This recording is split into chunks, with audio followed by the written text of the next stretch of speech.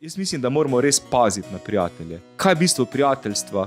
Da se posvetiš drugemu človeku.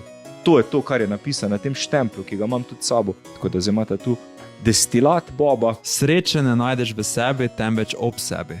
Tako. Pa ne samo sreče, ne? Tudi filozofijo, tudi samo s prijatelji in v nekem takem prijateljskem vzdušju se lahko o stvarih zares pogovarjaš. Ne? Prav zaradi tega sem tu. Zato, ker mislim, da potrebujemo več takih debat iz oči v oči, na isti ravni, da poveš stvari po pravici, se včasih zmotiš, pa te drug popravi, pa mu tega ne zameriš. Mislim, da je tega premalo. Kar ugotavljam, na omrežjih takih debat ne moremo imeti, ker se skregamo. In dejansko nas omrežja pogosto delijo, to se nam dogaja.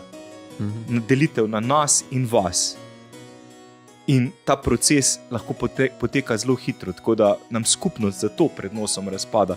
Tu, v tem prostoru, pa skupnost nastaja. Mnogo hrupa, mnogo